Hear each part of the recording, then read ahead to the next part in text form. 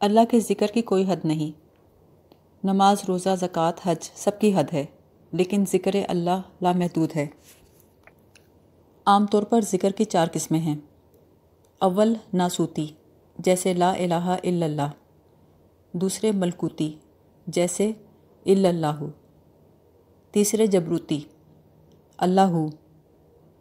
چوتھے لاہوتی، جیسے ہو۔ زبان کے ذکر کو ناسوتی کہتے ہیں، جسے لا الہ الا اللہ۔ دل کے ذکر کو ملکوتی کہتے ہیں، جسے الا اللہ۔ روح کے ذکر کو جبروتی کہتے ہیں، اللہ ہو۔ سارے وجود کے اجتماعی ذکر کو لاہوتی کہتے ہیں، ہو۔ اسم ذات یعنی اللہ ہو کا ذکر 1 ضربی، 2 ضربی، 3 ضربی، 4 ضربی۔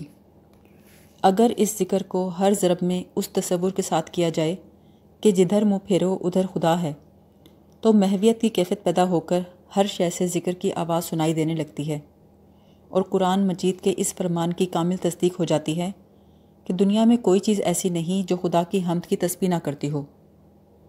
حضرت داؤد علیہ السلام کا یہ معجزہ تھا کہ جب وہ خود ذکر کرتے تھے تو پہاڑ اور پرندے بھی ان کا ساتھ دیتے تھے۔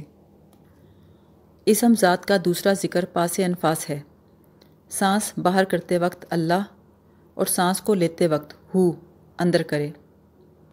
ساتھ میں تصور کرے کہ ظاہر و باطن ہر جگہ اللہ کا ظہور ہے۔ یہ ذکر اس کثرت سے کرے کہ سانس میں ذکر کی عادت ہو جائے۔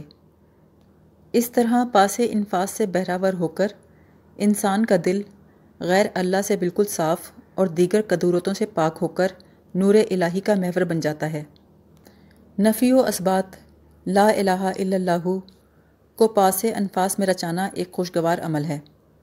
سانس لیتے وقت صرف سانس کے ساتھ الا اللہ کہے، سانس باہر آتے وقت لا الہ کہے۔ اس دوران منہ بند رکھے، زبان کو ادنا سی حرکت بھی نہ دے۔ اس کی اس قدر پابندی کرے کہ سانس خود بخود بلا ارادہ ذکر کرنے لگے۔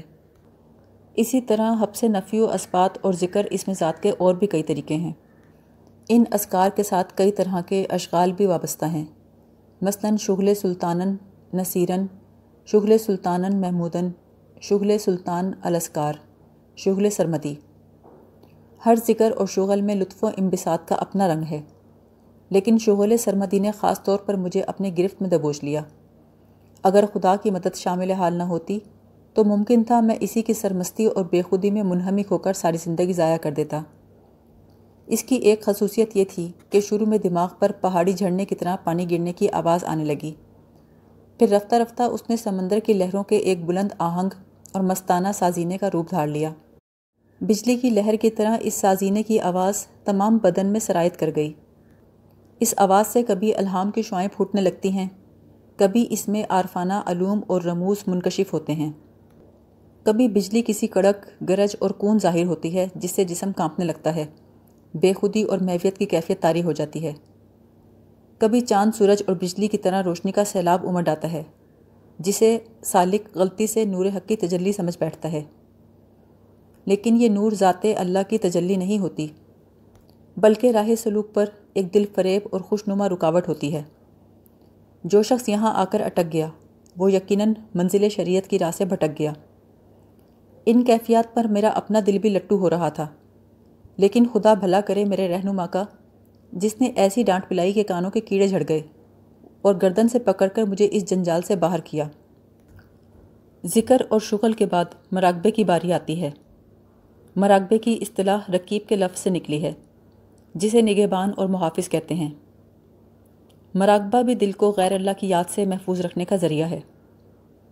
اس کا طریقہ یہ ہے کہ جس آیت یا کلمے کا مراقبہ کرنا ہو اس کو بار بار زبان سے دہرائے اور دل کو تمام دوسرے خیالات سے خالی کر کے اس کے معنی میں اس قدر منہمک ہو جائے کہ دنیا و ما فیہا سے بے خبر ہو جائے، یہاں تک کہ اپنا ذاتی خیال بھی دل سے نکل جائے، زمین و آسمان بھی غائب ہو جائیں، صرف خدا کی ذات کو موجود اور باقی تصور کرے۔ جن آیات کا مراقبہ کرنے کی میں نے کسی قدر کوشش کی ہے وہ یہ ہیں۔ نمبر 1، مراقبہ نور۔ اللہ نور السماوات والارض، یعنی اللہ زمین اور آسمان کا نور ہے۔ نمبر 2، مراقبہ رؤیت۔ علم یعلم بأن اللہ یرا۔ کیا وہ نہیں جانتے کہ خدا دیکھتا ہے؟ نمبر 3، مراقبہ معیت، وَهُوَ مَعَكُمْ أَيْنَمَا كُنْتُمْ، جہاں کہیں تم ہو خدا تمہارے ساتھ ہے۔ نمبر 4، مراقبہ اقربیت، وَنَحْنُ أَقْرَبُ إِلَيْهِ مِنْ حَبْلِ الْوَرِيدِ، اور ہم انسان کے اس قدر قریب ہیں کہ اس کی رگ گردن سے بھی زیادہ۔ نمبر 5، مراقبہ قدرت، وَهُوَ بِكُلِّ شَيْءٍ مُحِيطٌ، خدا ہر چیز کو احاطہ کیے ہوئے ہے۔ نمبر 6، مراقبہ قدرت، وَهُوَ عَلَى كُلِّ شَيْءٍ قدیر، خدا ہر چیز پہ قادر ہے۔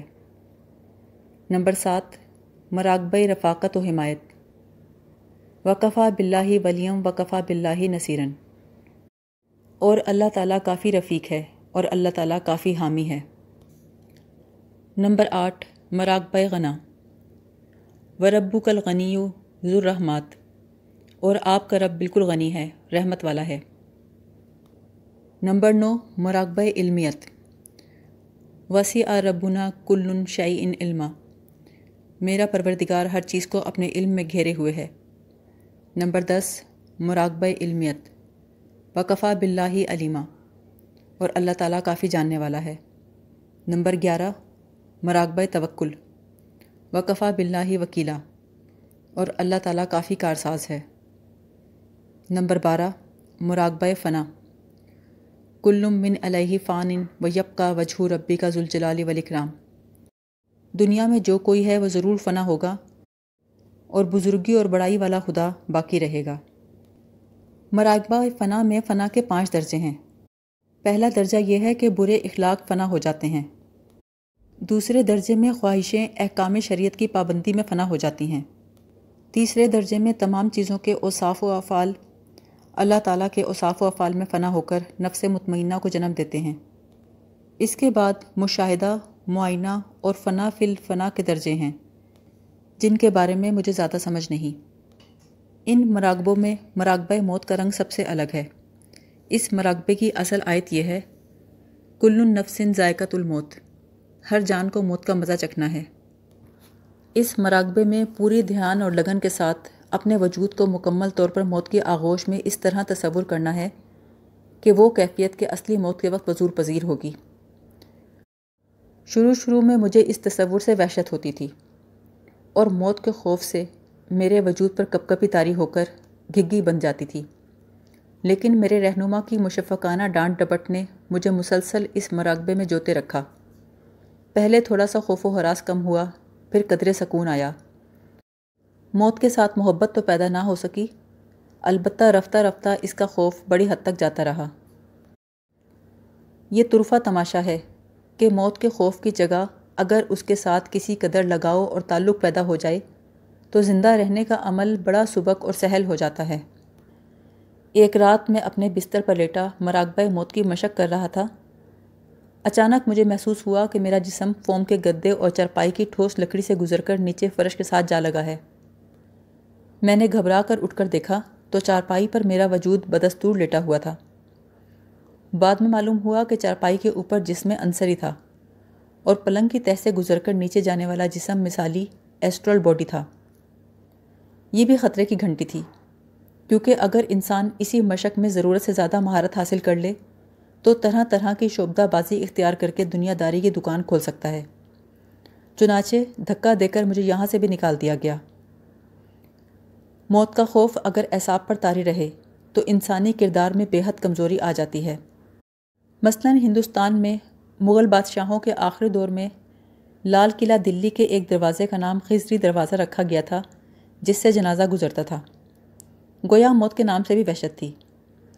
بعض شہزادوں نے قرآن حکیم کی جلدوں سے سورہ یاسین نکال کر مسجدوں میں رکھوا دی تھی، کیونکہ سورہ یاسین کی تلاوت کا تعلق زندگی کے آخری لمحات کے ساتھ ہے۔ مراقبہ موت کی مشق اس قسم کے مذاقہ خیز خوف و ہراس سے نجات دلا دیتی ہے۔ مراقبوں کا دور بڑا دل فریب اور پرکشش ہے۔ اس میں بیمار کی شفا، ارواح اور ملائکہ کے کشف القبور، حاجت براری، ماضی حال اور کسی قدر مستقبل کے حالات کے بارے میں ایسے تجربات سے شناسائی ہوتی ہے کہ بہت سے بدقسمت لوگ یہیں اپنا ڈیرا بسا کر بیٹھ جاتے ہیں۔ مجھے حکم دیا گیا کہ تم ان عجائبات پر صرف ایک سرسری نظر ڈال کر اپنی آنکھوں پر پٹی باندھو اور جلد از جلد اس خطرناک گھاٹی سے گزر جاؤ۔ خدا خدا کر کے یہاں سے گزرا تو آگے لطائف ستہ کی منزل آ گئی۔ انسان کے جسم میں انوار اور برکتوں والی 6 جگہیں ہیں جنہیں لطائف کہا جاتا ہے۔ اول لطیفہ قلبی، دوسرے لطیفہ روحی، تیسرے لطیفہ نفس، چوتھے لطیفہ سری، پانچویں لطیفہ خفی، چھٹے لطیفہ اخفی۔ لطائف کو جاری کرنا بڑی کٹھن لیکن دلکش مشق ہے۔ سب سے پہلے ایک ایک لطیفے کو باری باری اسم ذات اللہ کے ذکر میں اس قدر محو کر دیا جائے کہ چلتے پھرتے اٹھتے بیٹھتے ہر حالت میں ہمہ وقت اسی ذکر میں مشغول رہے، لمحے بھر کے لیے اس سے غافل نہ ہو۔ جب 6 کے 6 لطائف بلا تکلف جاری ہو جائیں تو اس میں ذات اللہ کے سائے میں، اس میں صفات کے ہزاروں رنگ اور ہزاروں عجائبات مشاہدہ کرنے کا موقع نصیب ہوتا ہے۔ اسے سیر الاسما کہتے ہیں۔ اللہ تعالیٰ کی ایک ایک صفت اس قدر بے پایاں اور بے کراں ہے کہ اس کے 99 صفاتی ناموں کا احاطہ کرنا ناممکن ہے۔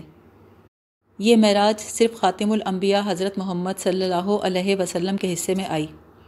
عام انسانوں کے لیے سیر الاسما کا حصہ ان کے اپنے اپنے مقدر اور اپنی اپنی استعداد کے مطابق ہے۔ میرا شمار تو عام انسانوں سے بھی نیچے ہے، اس لیے میں نے اس نعمت کا جلوہ صرف دور سے دیکھا ہے، اس سے زیادہ کی تو تاب بھی نہیں۔ طریقت میں ذکر، شغل، مراقبہ، لطائف اور سیر الاسما سب محمود اعمال ہیں، لیکن وہ بذات خود عبادت کے طور پر مفقود نہیں۔ کنڈرگارٹن اسکولوں کی طرح وہ دلکش، دل فریب اور دل نواز طریقوں سے لوگوں کو شریعت کی طرف مائل کرنے کا ایک مقصد پورا کرتے ہیں۔ جو تصوف یہ مقصد پورا نہیں کرتا وہ باطل ہے، خواہ اس کا عامل ہوا میں اڑ کے دکھائے یا پانی پر چل کر۔ ہوا میں تو مکھی بھی اڑتی ہے، پانی پر تو تنکا بھی تیرتا ہے، اس کے لیے بڑا صوفی ہونے کی شرط تو نہیں۔ ذکر، شغل اور مراقبے سے گزر کر جب انسان شریعت کی سیدھی سادی راہ پر گامزن ہوتا ہے تو یہی اس کا سب سے بڑا انعام ہے۔ اس سیدھی سادی راہ پر ہزاروں تجلیاں قربان ہیں۔ اس راہ پر قدم رکھنے کے بعد انسان گزرے ہوئے سارے عجائبات کی طرف نگاہ اٹھا کر بھی نہیں دیکھتا، بالکل اسی طرح جس طرح BA MA پاس کرنے کے بعد کوئی طالب علم اپنی پرائمری کی کتابوں کو ہاتھ نہیں لگاتا۔ اپنے بارے میں مجھے افسوس ہے، میں کنڈرگارٹن کی پرائمری سے تھوڑا گزرا تو صحیح اور شریعت کی راہ پر بھی کسی قدر گامزن ہوا، لیکن رفتار بڑی سست رہی۔ بار بار خیال آتا ہے کہ عمر طبی کو پہنچ گیا ہوں، لیکن گوہر مقصود ہاتھ نہیں آیا۔ حضرت قطب الدین بختیار کاکی کا فرمان ہے کہ اس راہ پر چلتے رہنا بذات خود ایک گوہر مقصود ہے۔ اس راہ کی کوئی انتہا نہیں، اس کی آخری منزل سدرۃ المنتہا ہے، جس کے قریب جنت الماوا ہے، جس تک رسائی صرف خیر البشر حضرت محمد صلی اللہ علیہ وسلم کو نصیب ہوئی ہے۔ باقی تمام امتی شاہراہ شریعت کے مسافر ہیں۔ اس شاہراہ پر طرح طرح کے سنگ میل ہیں۔ سورہ نساء کی آیت نمبر 69 کے مطابق یہ منزلیں صدیق، شہداء اور صالحین کی ہے۔ انبیاء کا اپنا الگ مقام ہے۔ صالحین میں غوث، قطب، صالحین کے زمرے میں غوث، قطب، اخیار، اوتاد، ابدال اور اولیاء کا شمار ہے۔ باطنی مقامات کے ان مراتب میں ولایت عامہ ہر مومن کو حاصل ہے۔ سورہ فاطر کی آیت نمبر 32 میں ارشاد ہے، پھر یہ کتاب قرآن ہم نے ان لوگوں کے ہاتھ میں پہنچائی جن کو ہم نے اپنے بندوں میں سے پسند فرمایا، پھر بعضے تو ان میں اپنی جانوں پر ظلم کرنے والے ہیں اور بعضے ان میں اوس درجے کے ہیں اور بعضے ان میں وہ ہیں جو خدا کی توفیق سے نیکیوں میں ترقی کر جاتے ہیں، اور یہ بڑا فضل ہے۔ اس آیت مبارکہ میں ان مومنین کا ذکر ہے جن کو اللہ تعالیٰ اپنے بندوں میں سے پسند فرماتے ہیں۔ ایک تو وہ لوگ ہیں جو صاحب ایمان تو ہیں لیکن صاحب عمل نہیں، بلکہ الٹا ایسے اعمال کے مرتکب ہوتے ہیں جن سے خود اپنی جانوں پر ظلم کرتے ہیں، لیکن اس وجہ سے وہ اللہ کے پسندیدہ بندوں کی فہرست سے خارج نہیں ہو جاتے، بلکہ اپنے اعمال کی وجہ سے اللہ کے پسندیدہ بندے ہی رہتے ہیں۔ اسی لیے باور کیا جاتا ہے کہ ہر مومن کو ولایت عامہ حاصل ہے۔ ان کے علاوہ اللہ تعالیٰ کے پسندیدہ لوگوں میں وہ حضرات ہیں جو صاحب ایمان بھی ہیں اور صاحب عمل بھی۔ وہ اپنی اپنی استعداد اور خدا کی عطا کی ہوئی توفیق کے مطابق نیکیاں کر کے مختلف درجات میں ترقی حاصل کرتے ہیں۔ کوئی متوسط درجے تک ترقی کرتا ہے، کوئی اس سے آگے اور کوئی اس سے بھی آگے۔ ترقی کی کوئی انتہا نہیں۔ دنیاوی اصطلاح میں یہ ایک طرح کے گریڈ ہیں۔ ترقی پا کر کوئی ابدال کا گریڈ حاصل کرتا ہے، کوئی اوتاد کا، کوئی اخیار کا، کوئی کتب کا، کوئی غوث کا، کوئی شہید کا اور کوئی صدیق کا۔ انبیاء سے نیچے صدیقیت کا درجہ سب سے بلند ہے۔ اسلام کی تاریخ میں حضرت ابو بکر رضی اللہ تعالیٰ عنہ کے علاوہ صدیق کا لقب کسی اور کے لیے ثابت نہیں۔ ولایت عامہ کے لوگوں کو جو ایمان تو رکھتے ہیں لیکن نیک اعمال سے محروم ہیں، اس درجہ بندی میں گریڈ 1 کی سب سے نچلی سطح پہ شمار کرنا چاہیے۔ یہ لوگ اگر نیک اعمال، مجاہدہ اور ریاضت کی توفیق پا کر اپنے گریڈ میں ترقی پا جائیں تو انہیں ولایت خاصہ حاصل ہوتی ہے۔ دوسرے الفاظ میں وہ اولیاء کہلاتے ہیں جن کی تعداد کسی کو معلوم نہیں، نہ ہی وہ ایک دوسرے سے واقفیت رکھتے ہیں۔ مومنین کی ولایت عامہ کے بارے میں سورہ حدید کی آیت نمبر 19 بھی قابل غور ہے، جس میں ارشاد ہے، جو لوگ اللہ پر، اس کے رسولوں پر ایمان رکھتے ہیں، ایسے ہی لوگ اپنے رب کے نزدیک صدیق اور شہید ہیں، ان کے لیے ان کا اجر اور ان کا نور ہوگا۔ مومنین کو صدیق اور شہید فرمانے سے یہ ظاہر ہے کہ ان میں بھی مختلف مراتب اور درجات ہیں۔ ادنا مرتبہ ہر مومن کو عام ہے، جیسے ولایت عامہ ہر مومن کو حاصل ہے۔ توفیق کسے کہتے ہیں اور یہ کس طرح حاصل ہوتی ہے؟ یہ سوال کافی عرصے میرے ذہن میں پریشانی کا باعث رہا۔ رفتہ رفتہ قرآن حکیم کی مختلف آیات نے کچھ راستہ دکھا کر اس الجھن سے نجات دلائی۔ وہ آیات مندرجہ ذیل ہیں۔